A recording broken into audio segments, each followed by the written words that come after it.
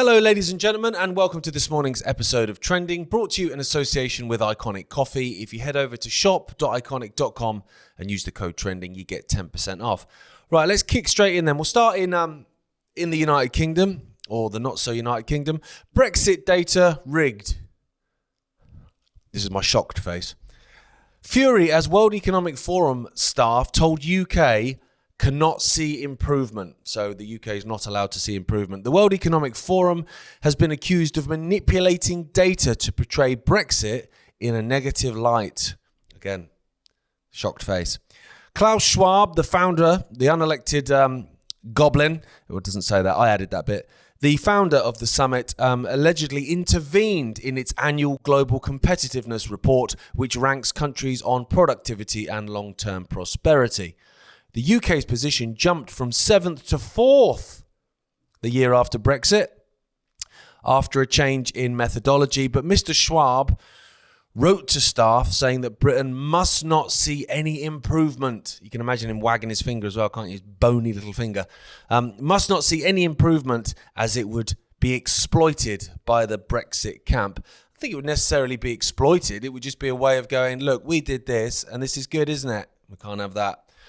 This is what happens, ladies and gentlemen, when you vote the wrong way. Now, you could either, like they did with the Republic of Ireland, with the Lisbon Treaties, you can go, oh, they voted against it. Give them another one. Give them another one until they vote the way we want. And then as soon as they vote the way we want, which they did in the end, then you go, should we have another one? No, we have another one now. They voted the way we want now. So that's it. That's binding.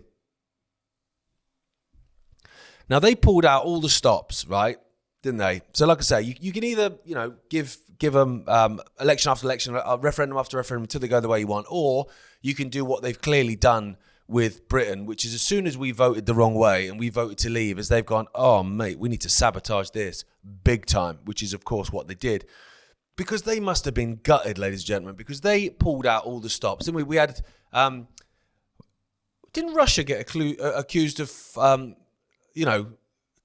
getting involved in other people's politics? Yeah, when it came to Brexit, we had Obama over here. He came over on holiday, didn't he, on Air Force One, to tell us that if we voted to leave... So you're a democratic country. You've been given an option to vote for something or not vote for something. It was literally a yes-no vote, right? So then the president of another country, which is the land of the free, man, rulers of the free world, he came over on his aeroplane and told us that if we voted to leave, we'd go to the back of the queue for a trade agreement and all that kind of stuff to try and obviously intimidate us.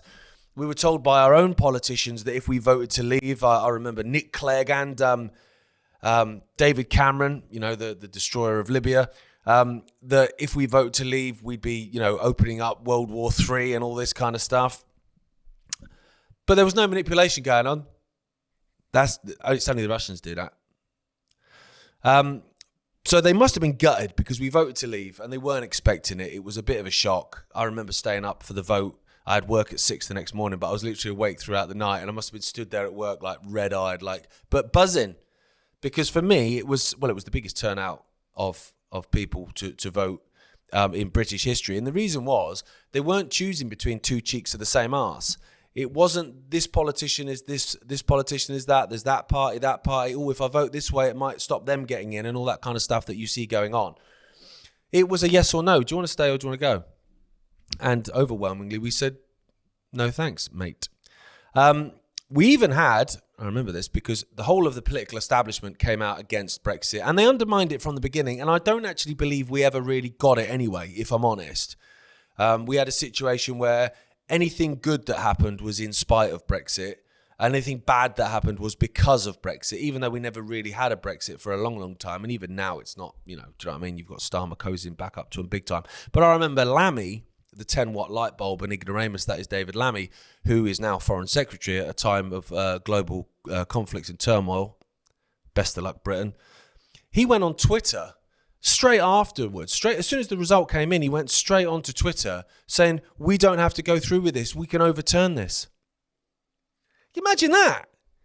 It's not. It's just guidance. It's not binding.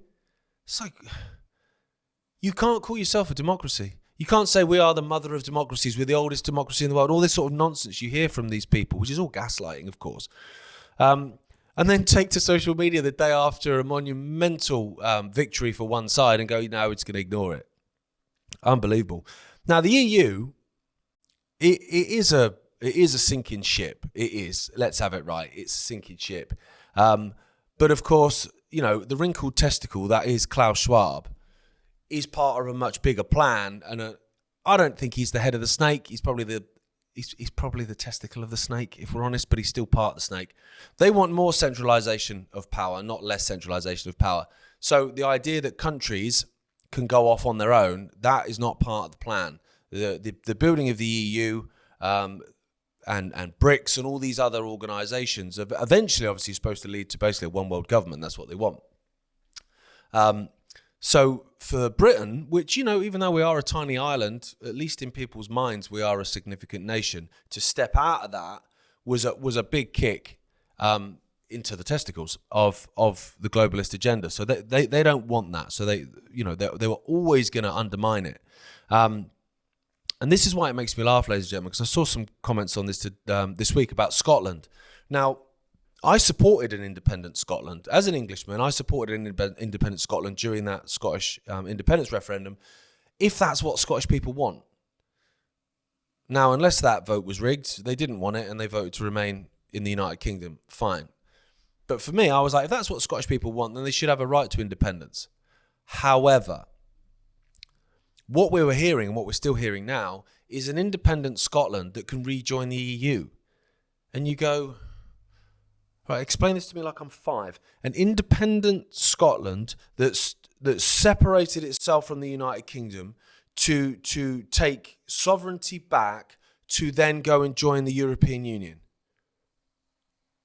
So I'm literally taking my sovereignty and then, you can have it. But an even bigger behemoth of unelected bureaucrats in Brussels. It's extraordinary to me. But the fact that Schwab and the World Economic Forum were getting involved in trying to sabotage at least public opinion of the result of Brexit, that don't shock me at all. In fact, I'd be more shocked if they hadn't done that. Now, I guess this next story is sort of connected to Brexit because the face of Brexit was Nigel Farage. And this is the thing, you see, in terms of the left and right thinking of everything. Everything's black or everything's white. There's no grey area. And so if you come from a position of grey area, that seems quite strange to people. People don't get it. I come from a position of the EU is bad. I want out of the EU. I want Britain, England, ideally, because I believe in separate nations within the United Kingdom. I believe in independent Scotland, independent England and Ireland and Wales. But I can believe in that and still think Nigel Farage is full of shit. It's possible to have those two opinions at the same time. Nigel Farage says he would send violent offenders to El Salvador under crime crackdown. He is like a little mini-me, isn't he? He's like a little Donald Trump. He'll be claiming he's going to release the Epstein files next and then not do it. Say it's a hoax. I think Donald Trump's a hoax, if I'm honest. The Reform UK leader named El Salvador as a likely destination, though he said he's not held conversations with officials there. No, you're saying El Salvador because it's what Trump's done. He's not got an original thought. There are multiple partners that would be considered, so it's not just El Salvador. El Salvador is the home of a notorious mega prison, the Terrorism Confinement Center. Now, Reform are painted as the alternative when all that's happened, ladies and gentlemen, is you've got the right cheek of the Conservatives. That's one cheek of the arse. You've got the left cheek of the arse, which is the Labour Party. And it's been a uni party of two cheeks for as long as I've been alive and way before that. And then all you do is you've just inserted a third cheek. Maybe it's had an mRNA vaccine. Maybe it's just deformed now. It's got 3 cheeks. Reform is the other cheek of the same arse. But it's painted as an alternative. And you go, okay, who's your leader then? Nigel Farage. Right. Is he anti-establishment? I mean, he wanted Tony Blair to be vaccine czar. He was pushing the vaccine. He was outside at 8 p.m. on a Thursday whacking his pots and pans around like a prat. When Andrew Bridgen, the former Tory MP who was speaking out on vaccine damages, went to Nigel Farage with evidence and data to say, look, this is happening, this is bad, he was told by Nigel Farage that Nigel wasn't going to be talking about it, and I don't think you should either, Andrew. That's your alternative. Do you know what I mean? Mate. Now, it starts with shipping off criminals of violent crimes off to El Salvador. For goodness knows what on earth those prisons are like. Not very pleasant. Okay, well, let's define violent criminal then. All right, well, Lucy Letby would be considered a violent criminal, would she not? She murdered 8 babies and tried to murder another 8, didn't she? Even though more and more evidence is now pointing towards the fact that she's as innocent as you get, or it's at least highly questionable. So she'd be sent over to El Salvador. Wonder how that would work out for her. And also, it doesn't end with violent criminals. This is the thing. It's always about a sales pitch. So they say, oh, yeah, no, we're just going to send... That's why he's using people like Ian Huntley as an example. Because you say Ian Huntley and people go, oh, mate, this guy killed 2 kids. Right. Come on. Right. Yeah, send him over. Okay, well, who's going with Ian? Because it starts off as violent criminals and then it becomes normalised and people become desensitised to the fact that you're farming off your citizens to a foreign country on the other side of the world, which is bizarre. But you suddenly normalise that. And then next thing, well, no, he's going over there. Well, what did he do? Well, he's a dissident of the state. Because let's have it right. Being a dissident of the state is illegal now. That's why these anti-free speech laws are all in place. That's why there's people sat in prison now for tweets. And terrorism. So you've got like Palestine Action. It's illegal to support them because they spray painted some planes that don't even belong to the RAF anyway. They belong to a bloody hedge fund. So they become terrorists. Well, no, he's gone over to El Salvador under anti-terror laws. Yeah, but is he a terrorist, though? Define terrorism. Because you just move the goalposts left, right, and centre. And that's the thing, ladies and gentlemen. Like, to just explain, right, just kind of how politics works, really. Because they have to have the left, and they have to have the right, and they have to have the bum cheek in the middle now, just to give you extra illusion of choice. But every single time, if you look at all the governments that have passed, each of them has done something outlandish or proposed something outlandish, which has done them. So with Margaret Thatcher, famously, it was the poll tax, right? You try and do something completely outlandish and the people throw it out and you're done. They said that might potentially happen to Starmer over the welfare reforms and stuff. If they go against him on this, he's finished, right? There's always something ridiculous that they go for.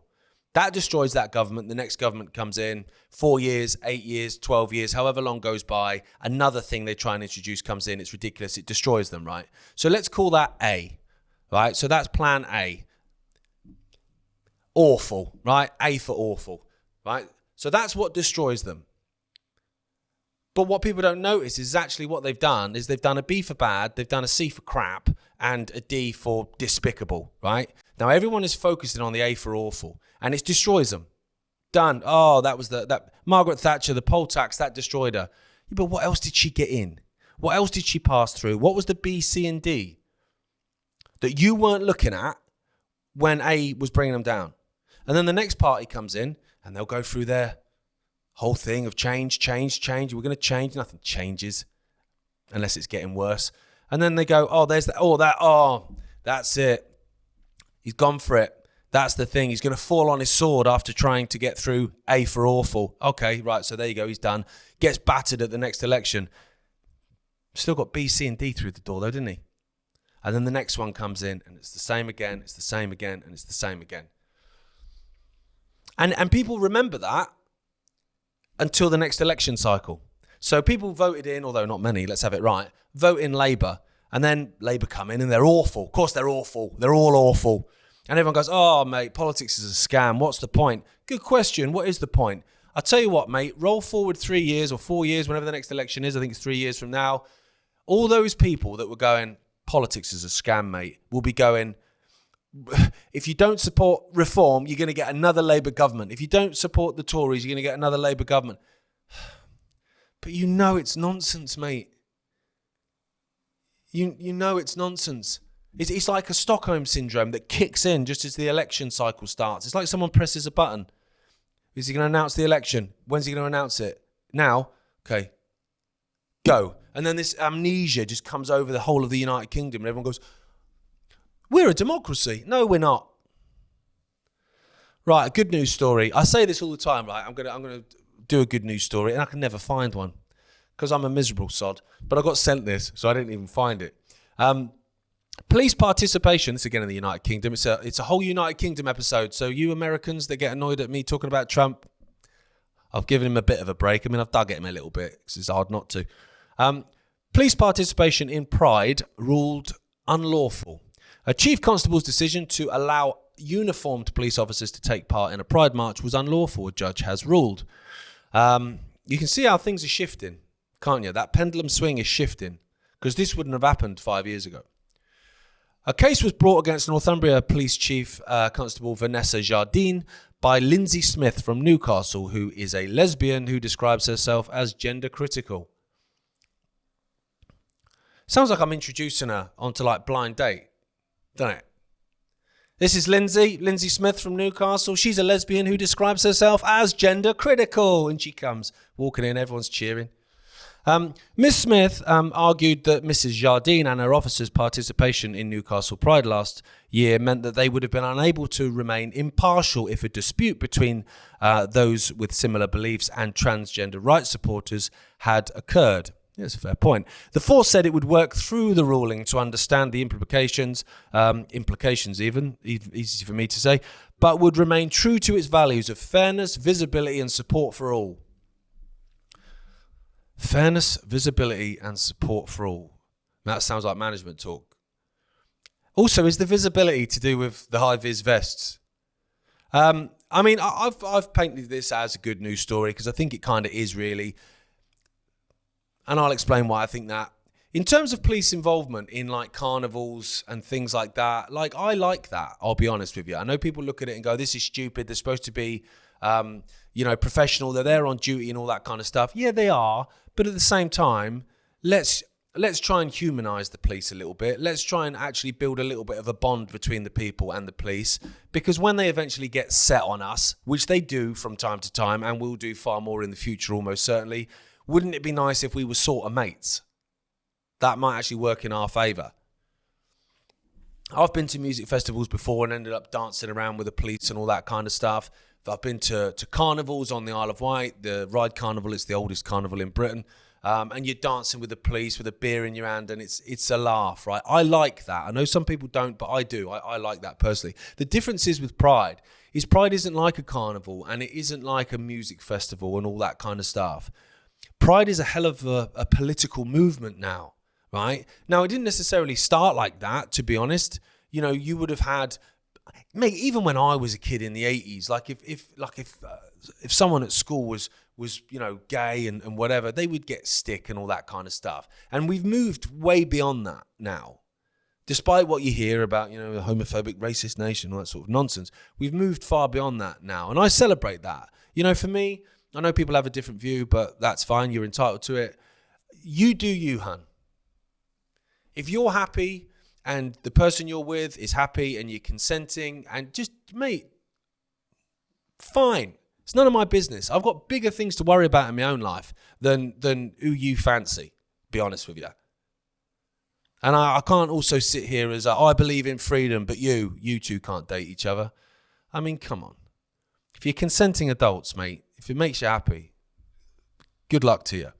My issue with the Pride stuff now is that whilst it would have probably started out as people going, do you know what? Yeah, no, I am. Actually.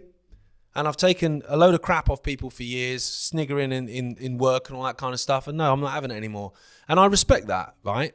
But like all these movements, when things start, they then get exploited and they get jumped on. And then they become like this insane thing that it is now. Where if I see now that it's Pride Month, I'm like, I thought it was Pride Month last month. Like, when isn't it? And also, it's massively controlled and taken over by what I would describe as abhorrent organisations like Stonewall and people like that. That it goes from I'm a gay man and I'm proud of it and I'm happy and this is my husband and whatever, to suddenly, well, we should be able to give puberty blockers to kids. We should push, radical gender ideology on impressionable young kids and all this kind of stuff. Yeah, of course, bring a drag queen into the school with his hairy bollocks hanging out the side of his skirt. Yeah, of course it's fine. That's not what it's about, mate. That wouldn't have been how it started.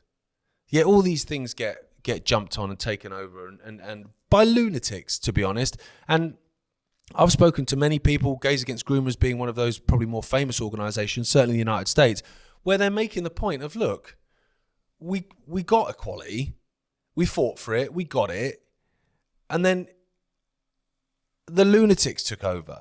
And they started pushing all the bloody countless letters and all the nonsense and the puberty blockers for kids and the breast binders for teenage girls and the Costa Coffee adverts with topless boys with bloody breast cut off and all this sort of nonsense. And then what happens is people see that and go, that's too far, mate. That's too far.